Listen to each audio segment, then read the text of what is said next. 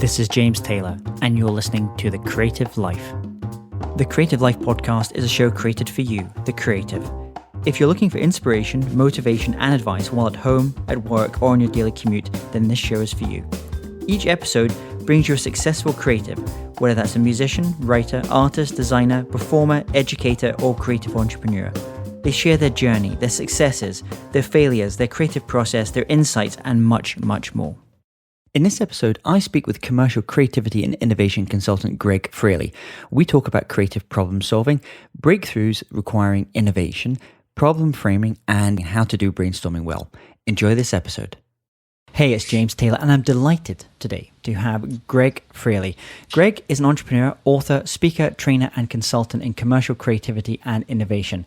Gregg's diverse background includes everything from founding and managing high-flying software technology companies to working as an interactive television producer. He is the author of business novel Jack's Notebook, which is featured on many business school reading lists, and he's won an Emmy and a Cable Ace Award during his time at Warner Cable. Gregg is passionate about all things creativity and innovation, and I'm really delighted to have him on the show today. So, Gregg, welcome to the show. Thanks for having me. Glad to be here. So share with our listeners, what's going on in your world just now? Well, I'm busy following up on a conference that I attended last week in Chicago, the Intrapreneurship Conference. So I'm a creativity and innovation consultant, so I'm always looking to, connect with new groups and people and spread the gospel about how to do creativity and innovation better. So I'm following up on that conference. It's my immediate work. Talk to us about, how did you first learn your kind of craft as a creativity consultant? Where did it all begin for you? In creative industries, when I just graduated from college, I graduated with a broadcasting degree.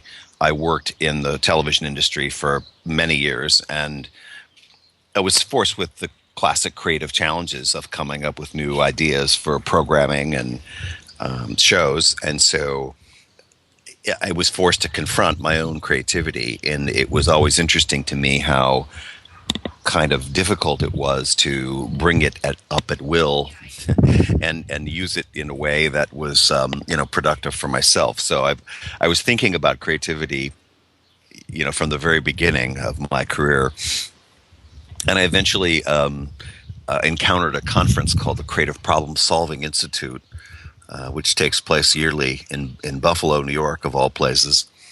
And I learned there some of the more academic background of how creativity and creative problem solving, might be done. And that was in the late 80s. And since then, I've been sort of adding on to my sort of theoretical knowledge and practical knowledge of how to do it and how to teach people to do it. And having gone from the kind of creative industries now to you're working with lots of other kind of organizations as well, sometimes I believe that when organizations first hear, or certainly medium-sized, larger organizations hear that word creativity, it can sound a little bit touchy-feely, a bit unquantitative. So yeah. When you start having those discussions with CEOs and leaders in larger organizations, How do you talk to them about creativity as an actual something that can be implemented and something that can be improved in an organization? Well, interestingly, they all say that they want it. And so even though creativity sometimes has a touchy-feely kind of connotation, most CEOs, and this has been surveyed by IBM, say that they want more creativity in their organization because they know that there's a connection between creativity and innovation and results. And so there's the stepping stone to how you get people to listen to a story about creativity is you talk about solutions, you talk about problems solved, you talk about bottom line business results.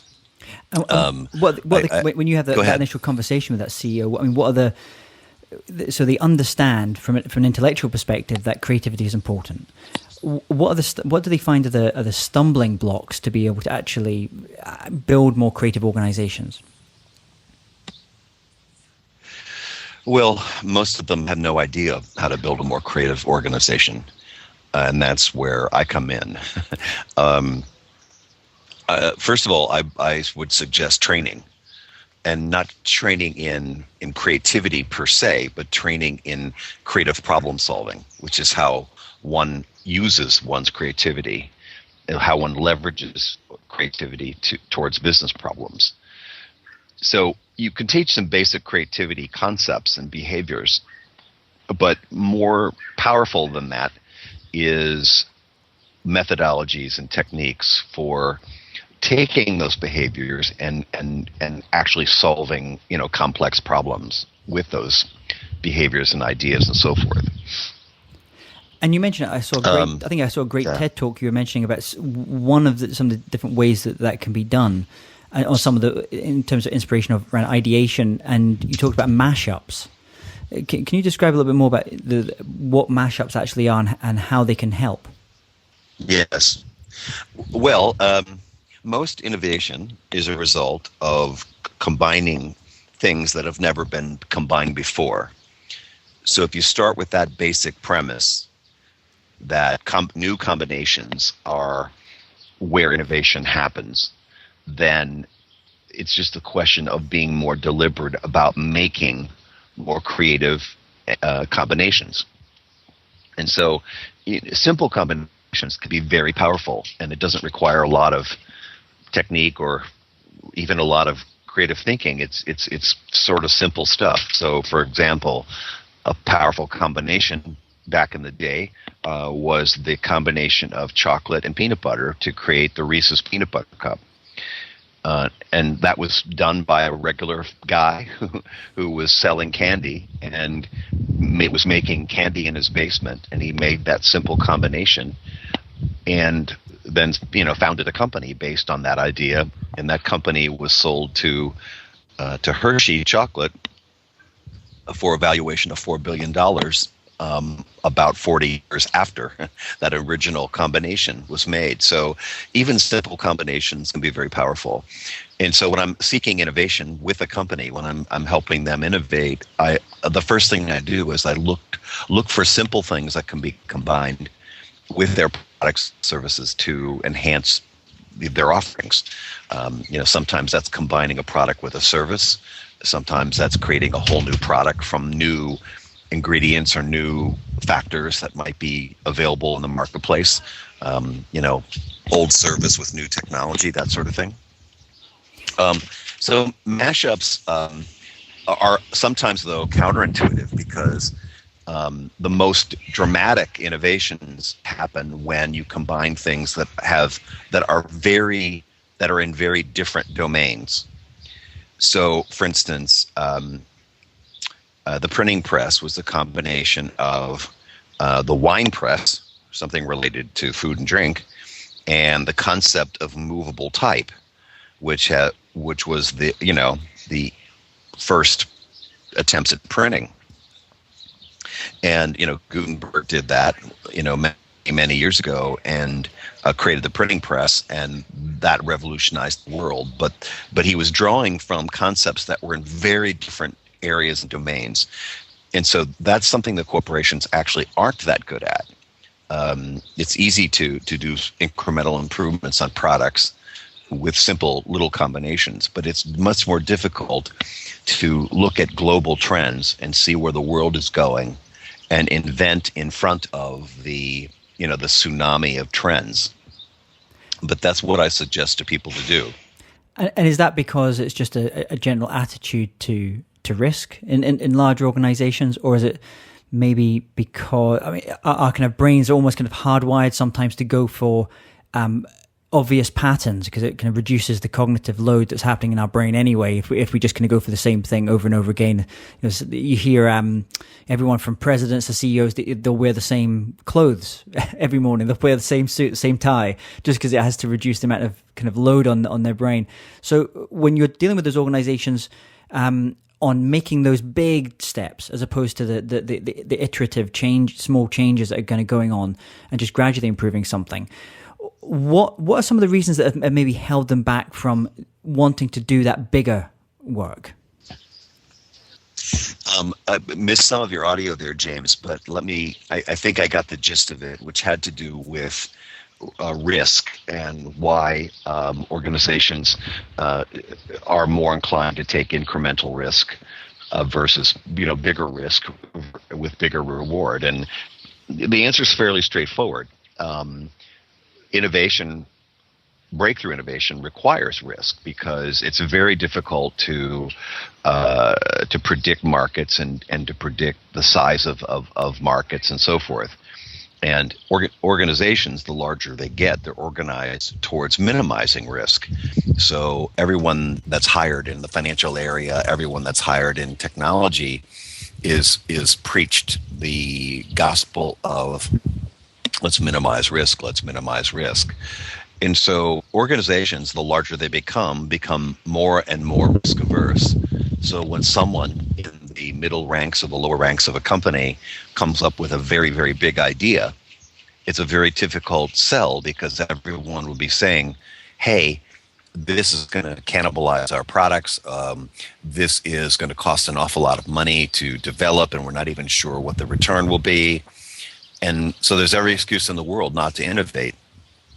And then some startup company that doesn't have the same risk profile will take on that risk and will reinvent the market and eclipse companies. So Blockbuster was eclipsed by Netflix. Radio Shack was essentially eclipsed by web retail for gadgets and gizmos. And so unless you anticipate where the market's going and try to stay ahead of it and take risk, calculated risk, then you're going to be in trouble as an organization. And then obviously now you're known as not just an entrepreneur because you've built a number of very successful businesses, but also as an author and a speaker, as a trainer, as a consultant. Where do your ideas generally come from? Because you obviously have to stay right at the top. You're a thought leader in this space. So how do you stay fresh? How do you innovate yourself? Well, I'm always thinking about how I can deliver what I deliver in a better, more efficient, more productive, more demonstrably profitable way. So I guess the first thing is I'm always thinking about it. My stimulus for new ideas comes from experiences that I have, in the marketplace. So when I'm working with customers and I'm doing something, either a training or an ideation session or whatever, I'm looking at how they're using what we're doing. I'm looking at, how they're responding to what we're doing. And I'm thinking, okay, next time I'm out doing something similar to this, I'm going to change this because, that didn't respond. They didn't respond to that in the way I thought they might, or that didn't stimulate them in the way I thought it might. So experience is the first thing. In design thinking, they talk about empathy, and in creative problem solving, they talk about exploring challenges. And so you need to turn over every rock and every stone and cast as wide a net as possible in your own personal research in order to background yourself to the point where you're going to be a scaffolding towards ideas. There are moments too when I sit down with a notepad and just jam ideas on challenges that are in front of me. How do I better market myself? How do I do a better job with this kind of service or that sort of offering that I have? And I just make lists of ideas and pick one and try it and prototype something or test it out on the market in some fashion. And if people bite, then I keep doing that. and when you're, especially in those ideation sessions, also when you're working with clients, are there any frameworks or tools that you like to deploy you just find really useful at maybe a certain point in the ideation process? First of all, before you get to ideation, you need to prepare for it. And so the framework that I use for that is the classic framework called CPS, Creative Problem Solving, otherwise known as the Osborn Parnes model. One reason brainstorming goes wrong is that people don't do enough exploration and don't do enough problem framing around a focused challenge before they start brainstorming ideas. So the first step in setting up a successful ideation is careful preparation and developing a very focused question. And that usually starts with the phrase, how might I or how might we do some particular thing? when people eventually get into the room after they've done a preparation stage before that, does that preparation stage, in the way that you teach it, does that help? I'm thinking especially here with people who are maybe more introverted, who don't immediately jump up to the whiteboard and want to be that person. Does that help with them explore their ideas and get those ideas out? Well, there's a couple of thoughts I have there. First of all, yes, it does help a lot, preparing everyone for brainstorming to do a better exploration. And people should be involved in that. If it's a team thing, then everyone should have homework, and they will arrive at the classic brainstorming day having really been immersed in the challenge, whatever it is. And a lot of introverts, as an example, are very good prior to a session writing down ideas even before they get there. And this is something I recommend, is that when you do a brainstorming session, you have some classic out loud sorts of tools where you're brainstorming with Post-it notes and everybody's talking, and you balance that with more reflective brainstorming tools like brain writing, where people basically are writing down ideas and passing them around silently. So brain writing, by the way, is a very, very effective tool for brand new brainstormers. It works better, actually, than group out loud brainstorming, classic brainstorming. That's the first time I've heard of this brain writing. Is this a relatively new thing that's been developed, or is it something you developed yourself? No, it's not a new thing. It's been around for years, and it's another reason why I suggest to people that they, get schooled on the literature of how to do it properly, because it's a simple tool, and I could teach it, in 3 minutes. Basically, you put a bunch of Post-it notes on a large piece of paper, and you pass them around. That's how hard it is, right? And it is incredibly productive, because one of the problems in brainstorming sessions is kind of what you brought up earlier, is introverts don't like it so much because they don't like to compete for space in a group meeting. And they don't like all the shouting and the chaos of a classic brainstorming. When you do brain writing, which is just another form of brainstorming, let's define brainstorming broadly, right? It's more useful that way. People get to think on their own, and they don't spend a lot of time talking about the idea. They simply write it down.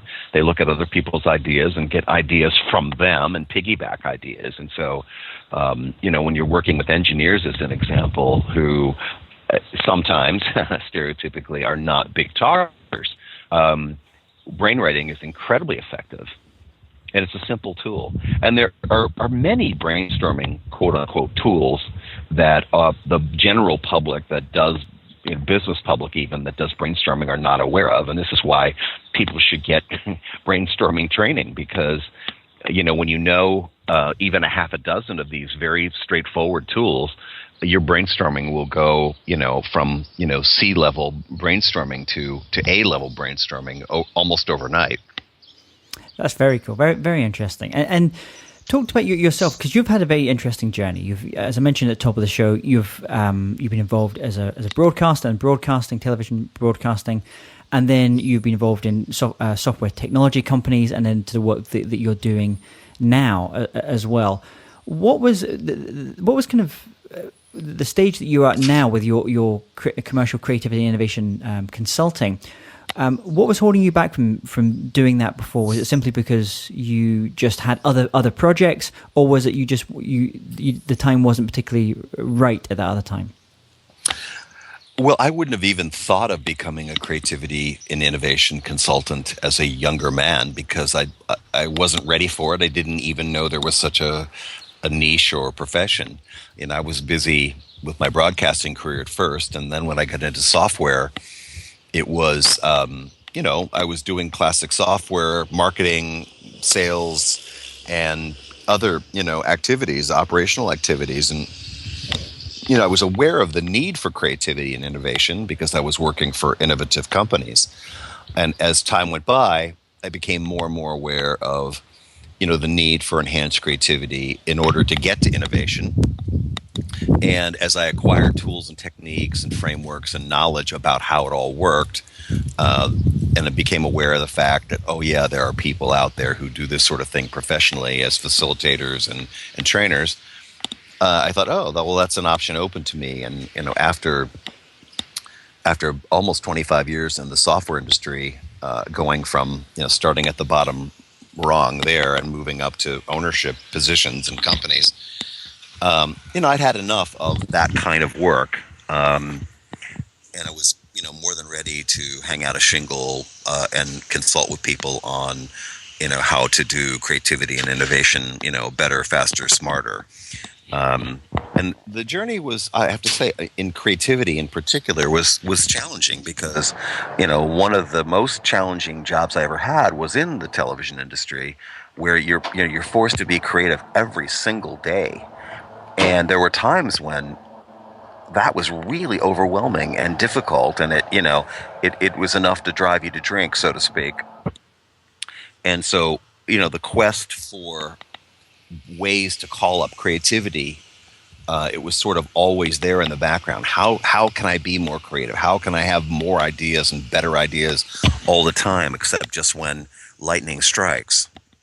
So a little bit like the difference between having in performance, within sports or whatever, they talk about peak performance, and now they've moved to talking about high performance. So rather than have these peaks and then dips and things, you have a way of kind of calling upon your creativity as you need it, rather than just kind of hoping the inspiration arrives with you. That's right. And I mean, and there's a dozen ways and behaviors to think about and to nurture within yourself to become more creative. The first thing is relaxation. If you're all wound up and are in fear mode about a problem, you're not going to be terribly creative about it. So, I mean, that's one of the first things, is to learn how to relax, even in situations that are borderline emergencies. You think more clearly, and that takes practice and training over time. Another thought is to always write ideas down, because sometimes ideas occur to you in the middle of the day, out of the blue, from nowhere, and not even a problem you're even thinking about. But if you write it down, then you can use it later. But if you don't write it down, it might just pass through your brain and your consciousness, and you never sort of, make use of it. It's gone. So in this journey you've had, can you talk to us about a time where you worked on something, you gave it your heart and your soul, but for whatever reason it just didn't work out like you'd hoped? And more importantly, what were the lessons that you took away from that experience? Well, many times, actually. Part of being creative is taking risks and trying things that are beyond your reach.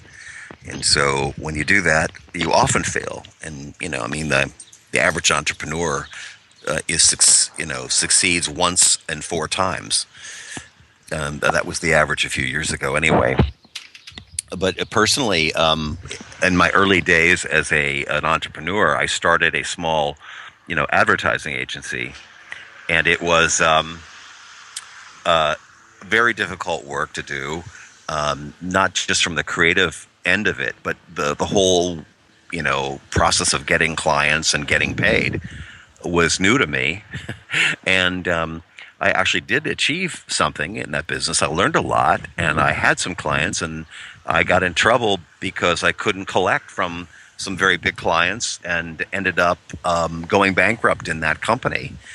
Because I just didn't know, the business end well enough to, insulate myself from, cash flow problems.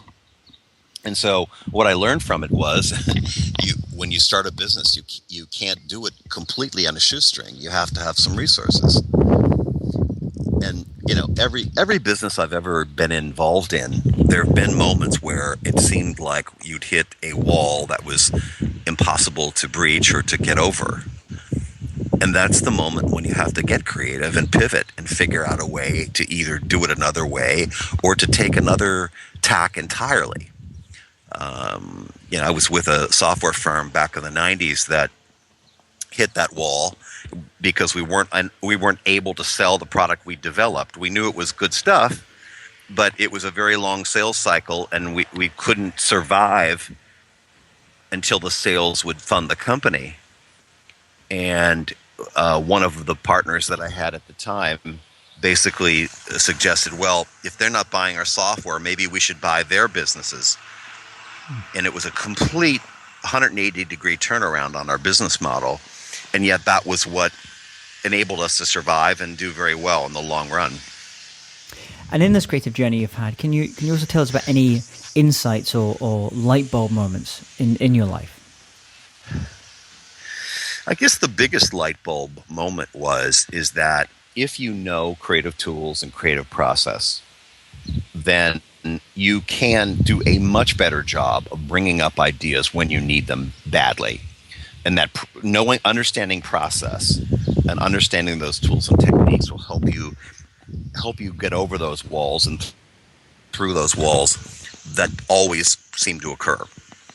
So, my big advice to people listening to your podcast would be to understand creative process better. And one way to do that would be to read my book, Jack's Notebook, which is a book about creative process and how to do it better. And what was the process of actually writing that book like? Because it seems that this whole creativity space is such a huge area. How did you, after taking in this preparation stage, taking in all this information about this and learning all these different tools and processes, how did you kind of figure out how to kind of distill it into something which can work in a book form? Well, my book is a business novel, so it's written as a story. And I had read a business novel called The Goal, written by a gentleman named Ellie Goldratt back in the 80s. And it had to do, the Goal basically explained a very complex manufacturing concept in a novel form. And I thought, wow, that's a great way to explain things to people. Put it in a story, and they'll see themselves in the story, and they'll learn from that. And they'll learn faster than they would by reading a normal business book. So I had it in mind to write a business novel about creativity, quite a long time ago. It's such a great form as well. I mean, I'm surprised it doesn't get used more. I mean, I think about people like Michael E. Gerber's The E-Myth Revisited, which uses a kind of slight kind of novel form as well. It's very narrative form. It's not your traditional business book. And those kind of stories stay with us much longer than just the usual book full of some nice diagrams and a couple of bullet points. That's absolutely right. My feeling exactly. Patrick Lencioni has also pioneered some wonderful business novels, and he's done very well with those. 5 Dysfunctions of Team, etc. Excellent books, but people remember things when there's an emotion attached to it, and when you have a story, there's emotion all along the way. You get invested in characters, and you get invested in what they're doing, and that makes the learning a lot easier. To answer your question from before, how did I come up with this? Well, the creative problem-solving process that I explain in my book is a system or a framework that's actually been out for many years, and no one had written a business novel about it. And I thought, well, gosh, that's a great framework. People should understand it, and more people should know it. And so basically I said, okay, let's come up with a story to explain it. And that's what I did. Awesome. And we'll put all the links to obviously in the show notes as well to Jack's notebook, so people can kind of get their copy of that as well. Do you have any online resources or tools or apps like Evernote that you love? I don't use Evernote. I use a number of different products. On my iPhone, I use the notes section pretty extensively, just to make sure that I remember ideas as they occur to me. I actually am very old-fashioned when it comes to sort of tools. I think one of the greatest tools you can have is a moleskin notebook. Yeah. And a pen. I'm sitting one right next to me just now as we're speaking. Well, they never run out of batteries. Yeah. And you can even put it in your fanny pack when you go out jogging.